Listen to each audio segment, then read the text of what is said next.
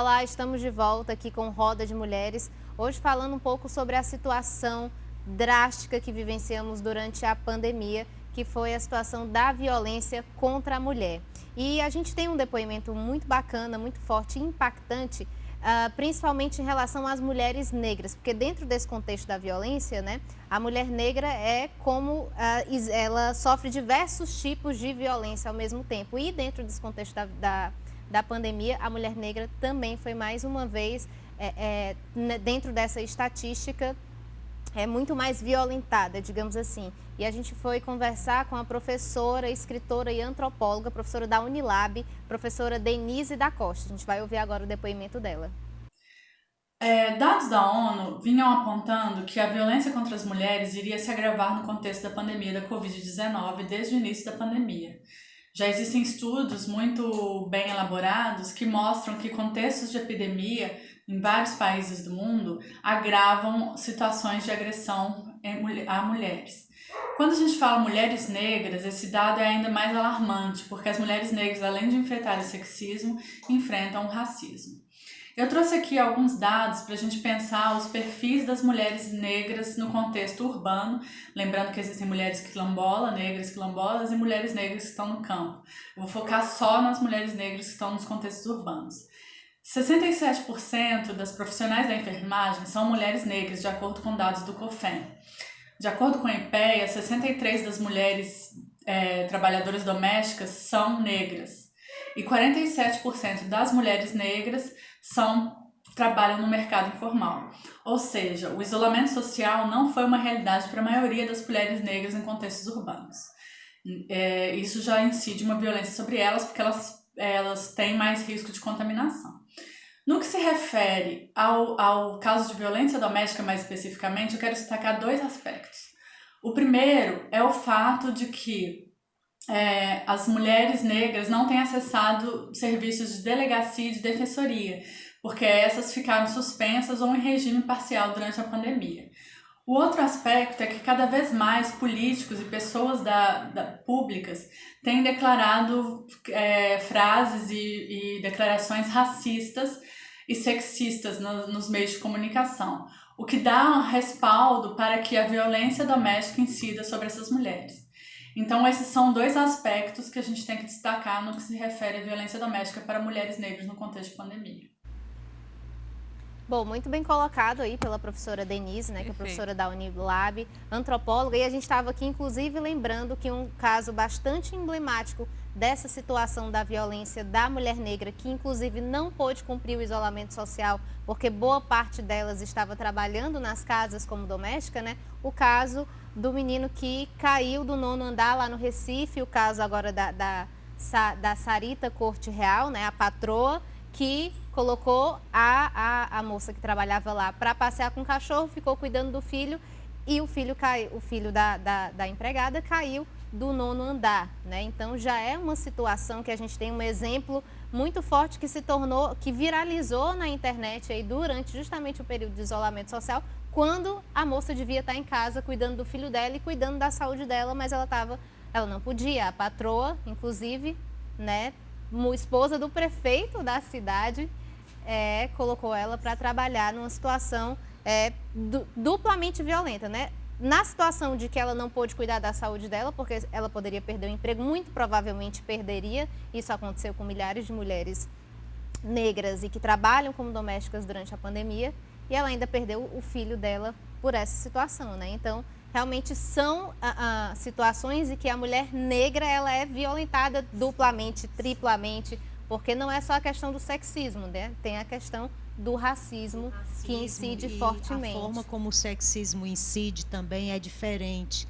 A maneira como se objetifica o corpo das mulheres negras, não é?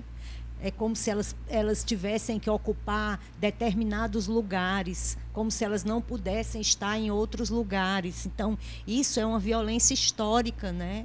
No Brasil, um país que sofreu um processo de escravidão e que a gente considera que a abolição também, ela não o libertou, né? Ela deixou à mercê, nunca teve nenhuma política de reparação. em relação a isso, né? Foram colocados à margem, Foram literalmente, colocados né? à margem, né? Então, assim, são muitos obstáculos, elas são mais vulneráveis, né? A diferentes formas de violência e a maneira também como o gênero, como os papéis que são definidos para elas também é diferente das mulheres brancas, né? Então, apesar da violência ser democrática e atingir a todas, né? Em relação às mulheres negras, são diferentes formas de opressão também, né? Que elas vivenciam no corpo, né? Então, é uma situação gravíssima que o país precisa enfrentar. Né? E que a gente precisa ter política pública para enfrentar. E é grave, como ela mesma falou, e é grave quando um político ele vem com esse discurso, entendeu? Contra as mulheres negras, quer dizer, colocando elas no lugar, entendeu? De não reconhecer. Sim, é um lugar de não sujeito, elas são objeto, mercadoria, coisa. Exatamente. E nesse caso específico aí, a gente vê uma questão de gênero entre mulheres, né? Porque é uma mulher servindo a outra, né? Uma privilegiada, branca, classe média, a preta lá da periferia que precisou, como você falou. Se eu não me engano, eu não tenho certeza, eu acho que essa moça que perdeu o filho, ela teve até a Covid, não foi nem afastada do trabalho, eu não tenho certeza, mas acho que eu li alguma coisa. O primeiro caso de Covid e no a Brasil questão foi do racismo, né? De uma doméstica. E a questão do racismo em si, quer dizer, será que essa... De óbito, né? A relação ali era de patroa empregada, tudo bem, mas é uma criança de 5 anos. Será que ela teria feito isso com o filho de uma amiga que estivesse no apartamento dela? Ela teria aberto o elevador e teria colocado a criança dentro para a criança sozinha? Não precisava nem ser amiga, se fosse de uma conhecida, se fosse uma criança branca. Sim, será que seria a mesma atitude? Sozinha no elevador, ligar e deixar a criança descer sozinha. E é tão estrutural, esse racismo é tão estrutural e cruel que as próprias pessoas negras acabam reproduzindo também, né? É tipo quando você olha uma pessoa no espaço, ela é negra, você é negra e você está olhando uma pessoa negra. Você já há um estranhamento, aí a grande chave é você passar a refletir sobre isso, né? O problema não é você pensar aquilo que você está pensando, né? Porque você está simplesmente reproduzindo algo que você cresceu ali vivenciando e alguém dizendo sempre, enfim, a sociedade dizendo que era aquilo ali mesmo, né? Eu acho que o grande lance, inclusive para nós, pessoas negras, é justamente virar essa chavinha e você passar a refletir. Por que eu estou pensando isso?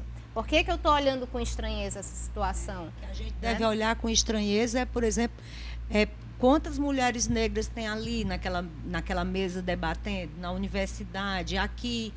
Tem um banco de imagens, né? Com os bancos de imagem que já dispõem aquelas imagens para você utilizar em matérias, né?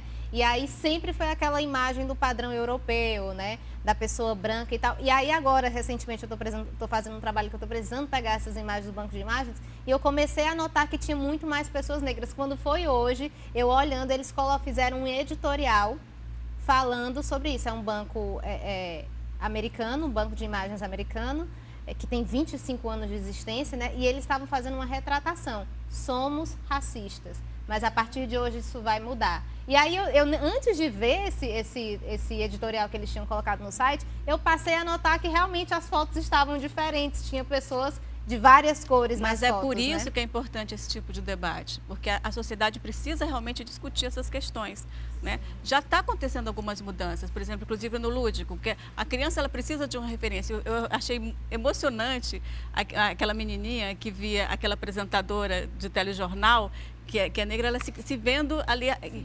identidade, né? A identificação. Então, assim, hoje você vai numa loja, você encontra bonecas negras. Antigamente, não. Então, assim, é necessário que a sociedade discuta. E tem que se falar mesmo, e falar sempre. E assim, apesar de não ser o nosso lugar de fala, enquanto mulher, que não é negra no meu caso, né? Enfim, mas a gente ser antirracista para mim, assim, é como uma obrigação mesmo, sabe? A gente se colocar contra sororidade. qualquer tipo de opressão. É feminista, sim. Né, João? Eu acho que não tem condição de você ser feminista. Precisa ter uma corrente. Sem ser antirracista. Bom, mas aqui na nossa roda hoje a gente tem a Jorge Guedes, né? Que ela trabalha, inclusive, enfrentando, né? No enfrentamento à violência no órgão, mas ela é também cantora, né, Helena? E, Jorge, queria que tu me falasse um pouquinho da tua carreira, né? Como é que tá? Quais são os próximos singles aí que você está preparando? Então, tá tudo junto e misturado, né? Eu digo muito isso, assim, porque eu sou servidora pública, trabalho no juizado, trabalho com mulheres, sou feminista, então a música entra lá no juizado, a música sai de lá como inspiração também, né? Por essa militância feminista. E aí eu tô, vamos dizer, carreira solo, porque eu já venho de movimentos de corais lá atrás, mas desde 2005, né? Já são o quê? Mais de 15 anos são 15 anos, né? De estrada, né? Carreira não, eu digo como Roger Rogério, de caminhada, porque a gente vai caminhando devagarinho. E a gente lançou um single recentemente, que foi o 7.000 Léguas, teve a produção, né, do Caio Castelo, um lyric vídeo lindo da Andréa Manuel, que é outra também cantora, compositora, que foi um grande presente. Só para fazer uma aspas, que o Caio Castelo é o esposo aqui da nossa... É, eu sei. É muito legal. Então, a 7.000 Léguas, ela é muito interessante, porque ela é uma música que ela fala de relacionamento, mas ela também pode ter esse viés da interpretação do que a gente está falando aqui de relacionamento abusivo, né? Ela é uma música que ela tem 3 movimentos. O primeiro movimento é sempre uma metáfora com a água, e a água clara, a piscina, o deslumbre, o mergulho, e depois vem a lama, né? Vem o lodo, vem a zona abissal, que é o que você não conhece, que são os monstros. E depois daquilo tudo, daquele engasgo, você emergir, respirar e ver aquela água vazando no ralo, né? E você seguindo seu caminho, né? Então, assim, é uma música que a gente pode, inclusive, trabalhar nos grupos, né? Nas reflexões. E é uma música que vai encerrar o nosso programa de hoje. Legal. Infelizmente, está chegando no finalzinho. Mas eu gostaria que cada um de vocês desse, sim, uma palavrinha final para a gente encerrar. Eu queria agradecer, dizer mais uma vez que foi uma honra estar aqui com vocês. Acho fundamental a gente discutir.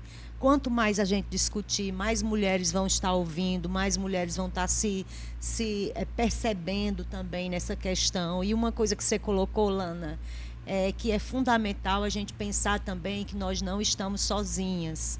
Quando a gente estiver passando por qualquer situação de violência, né, que a gente fale para uma amiga, que a gente busque a rede, né, busque pessoa que apoie, né, ultrapassar esse caminho aí que bloqueia a gente, né, para poder denunciar, porque isso também é fundamental para que a gente possa ir tomando medidas contra essa violência. Na né? UES vocês têm um trabalho de acolhimento lá. Sim. Podia falar um pouquinho a respeito Sim, dele? eu coordeno o núcleo de acolhimento às mulheres em situação de violência, lá da UES, o NA. E a gente vem desenvolvendo esse trabalho também há 3 anos, o NA está fazendo 3 anos. A gente atende estudantes, atende funcionárias e atende professoras que tenham sido vítimas de violência dentro do ambiente acadêmico. E é muito importante ter um órgão assim dentro da universidade, Com que certeza, é um ambiente sim. ali, né?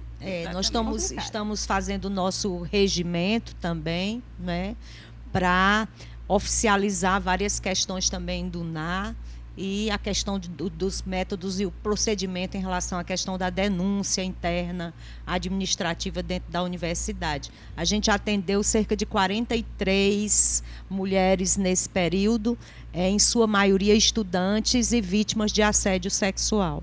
Bom, meu recado é que, assim, eu acho que a luta, né, essa luta de combater a violência contra a mulher é uma luta da sociedade toda, é uma luta das mulheres, é uma luta dos homens, mas eu acredito, sim, muito que nós somos as revolucionárias da mudança, porque a violência atinge a gente, né? Então, assim, é longo o caminho, não é fácil, é dolorido, são muitas questões, como nós já falamos durante o programa, né? São muitos vieses, é uma questão histórica, mas eu acredito que a mulher, né, ela é essa sujeita, vamos botar no feminino, de superação, e que a gente pode revolucionar isso tudo agora, claro, né, com o apoio da política pública, com o apoio das instituições. Nós estamos vivendo uma fase muito difícil, porque é muito retrocesso. Então, assim, como foi falado, é uma resistência, né? Continuemos nessa resistência. Jorge, só para finalizar, as redes sociais, né? Onde encontrar Jorge Guedes? Sim. YouTube, Jorge Guedes, lembrando que Jorge é demudo. Instagram, @jorgeguedes.oficial. Facebook também, Jorge Guedes. Ok. E você pode também nos acompanhar através do Facebook e do Instagram. Nós agradecemos muito a presença de todas vocês. Não é isso, Camila? Sim, nosso programa também está no YouTube. Quem perdeu aqui nosso bate-papo pode correr no YouTube da TV Ceará que nossos programas também estão lá para você acompanhar. Não só Completinho. esse, como todos os outros. Todos né? os outros completinho. Você pode, inclusive, dar lá a sua opinião, participar. Você pode Mandar sugerir, sugestões. exato, você pode sugerir o tema que você gostaria de tratar aqui, entendeu? Estamos abertos porque essa casa é de vocês também, certo? Olha, muito obrigado pela presença de todos vocês mais uma vez e a gente volta no próximo programa. Até lá. Tchau, tchau.